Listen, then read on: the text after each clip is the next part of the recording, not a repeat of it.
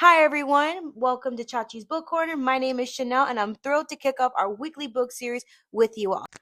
I'll be reading and discussing chapters 1 through 5 of The Charlie's Method by Elle Kennedy.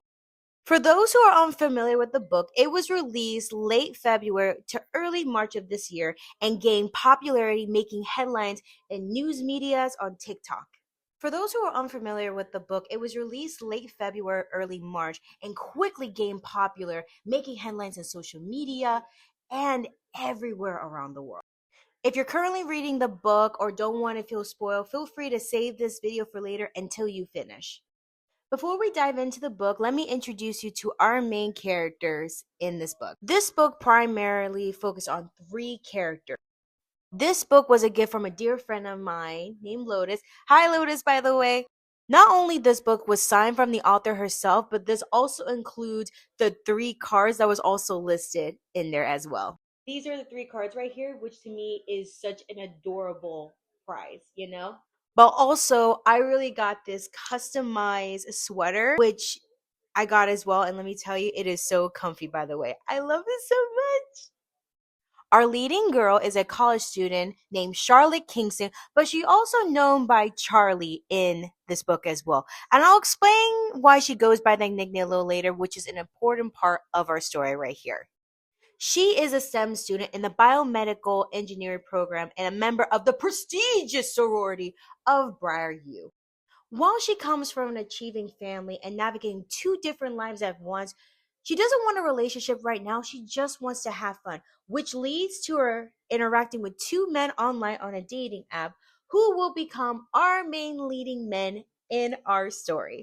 The first boy we're going to talk about is Will Larson. Now, this guy right here exudes the quintessential American boy next door charm. He's generally sweet, kind, smart, and very straightforward, but I really feel a little pang of sympathy for him, to be quite honest with you. The reasoning behind this is his father, who's a congressman of the USA, obviously, who exerts so much pressure on him to control every aspect of his life, including his career. Amidst the college hockey scandal, his father was determined to push him away from hockey, even to hire a journalist to expose his team's squeaky clean image. However, Will is determined to keep his father from discovering a little deep secret that would shatter this perfect facade of his.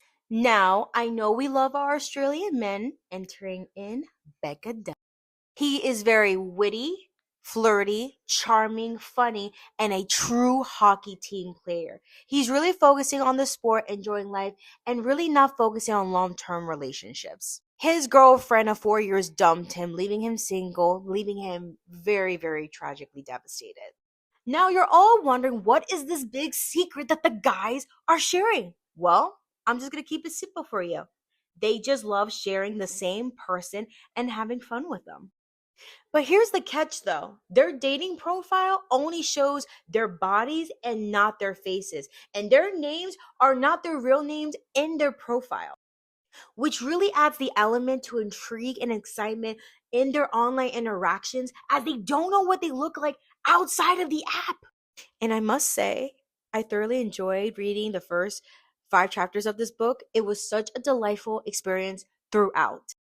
Now that you know about the characters just a little bit more, I really hope you have a chance to grab a snack, have a good drink, and I'm looking forward of sharing this amazing book with you guys in this cozy session that we're in. In the first chapter, we meet Charlotte, our leading lady. It appears that she's having a little fling with our football star named Isaac Grant. Isaac will be very important in the book, so definitely keep an eye out for him.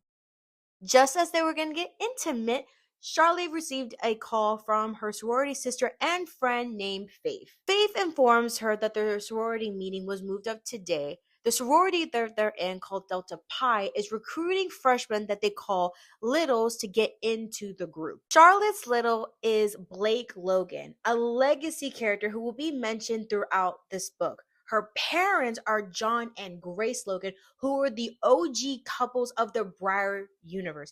If you want me to cover them in future videos, please let me know, because their story is the cutest. So in a way, Charlotte is Blake's big sister in the sorority. Charlotte's actual sister graduated 4 years ago, and her mother was the president of her sorority that she was in. So, in a way, Charlotte is Blake's big sister in the sorority. Charlotte's sister graduated 4 years ago, and her mother was the president of the sorority that Charlotte is currently in.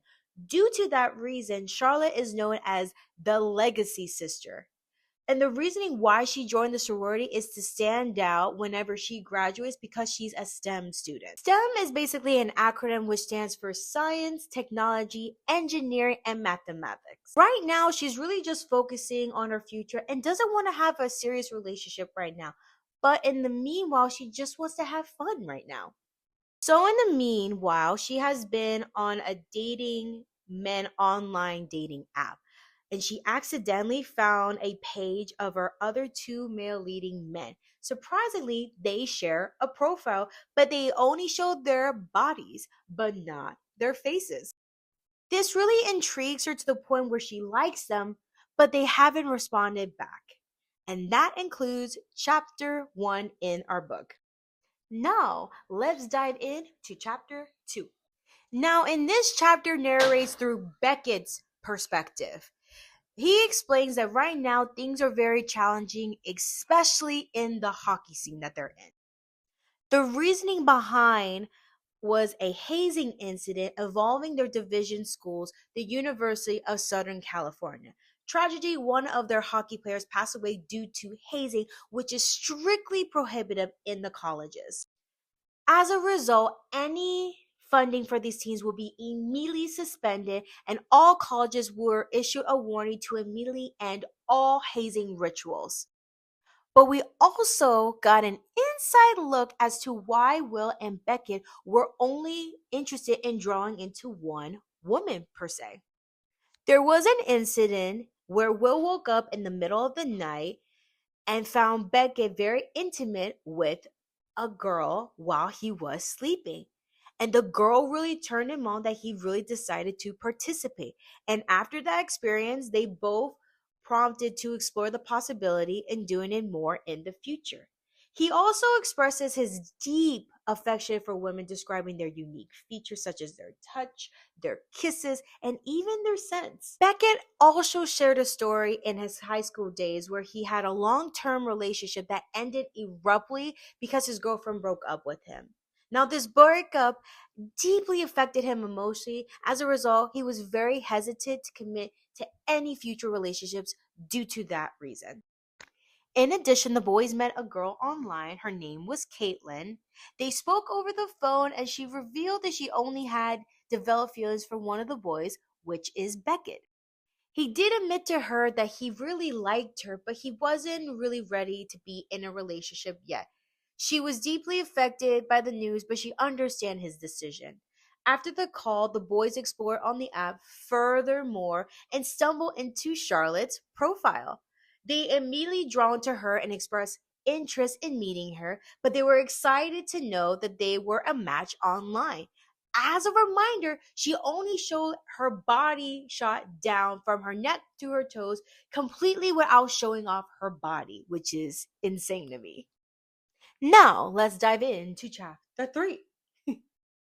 Now, in this chapter, it really dives into Charlotte's family, revealing more details. As I mentioned earlier, Charlotte's mother was a sorority sister, Charlotte's group, which makes Charlotte a legacy on campus. Now, this legacy puts tremendous amount of pressure on Charlotte to live up to her mother's expectations, especially within her sorority group.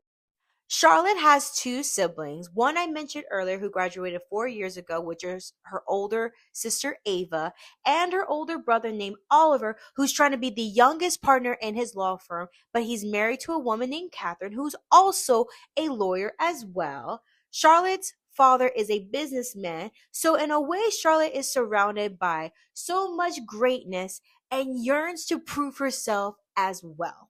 However, I discover a surprising fact that Charlotte is actually adopted. Charlotte is of Asian descent while her adopted family is all white. Despite expressing her gratitude for her love and family, Charlotte harbors the thoughts of finding her biological family. She explains that when she was 8 months old, her biological parents dropped her off at the orphanage and her adopted parents adopted her. Charlotte expresses her desire to meet her biological parents without causing any distress. She was planning on discussing this with her parents when she received a message from Beckett and Will on the dating app. Now, on the dating app, Charlotte is known as Charlie, Beckett is known as B, and Will was known as Lars. Charlotte was expecting an explicit message from Beckett, but surprisingly, it was actually a question on time traveling. And intrigued and excited, she was engaging in conversation with him. And during that conversation, he was asking about her past relationships.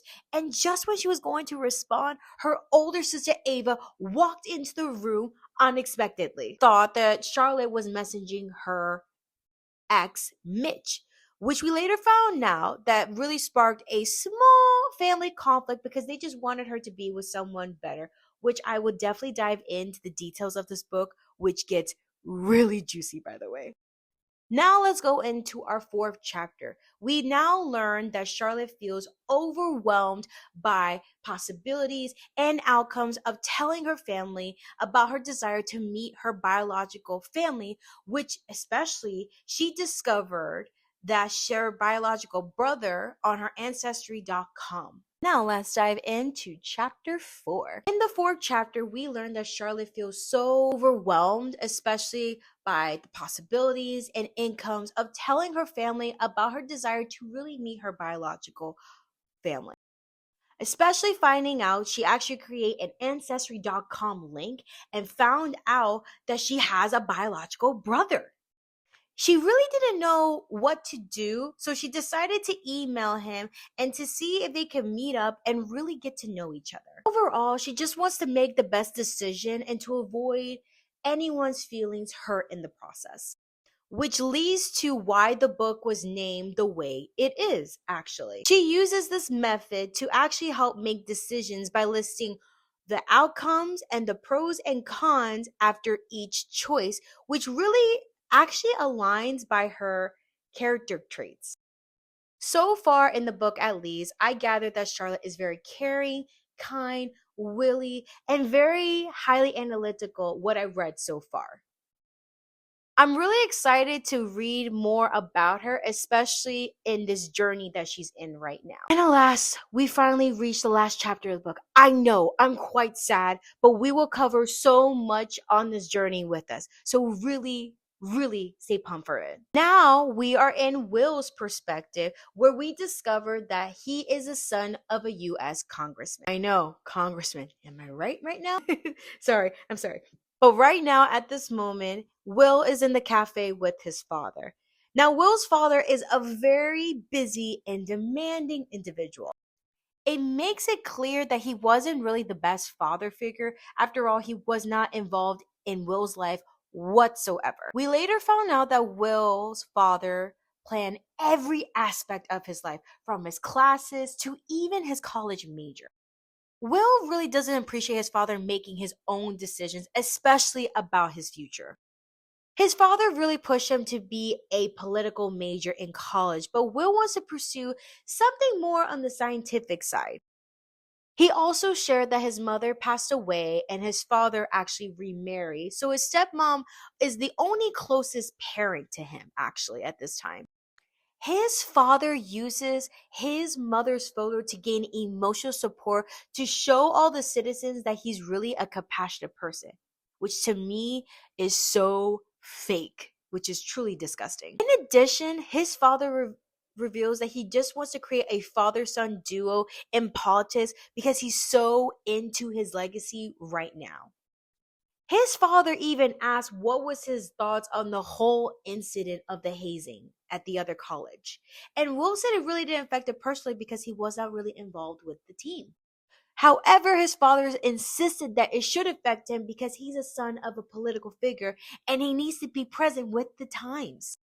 His father even dropped a big bombshell that a magazine company will be following him, especially especially his hockey team, due to the recent event. He was extremely frustrated that his father was not even listening to him, and he only cares about his appearance.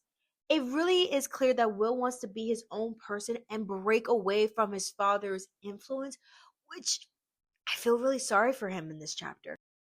That is where we conclude in tonight's video. So far, we had this amazing, fantastic introduction to our main characters.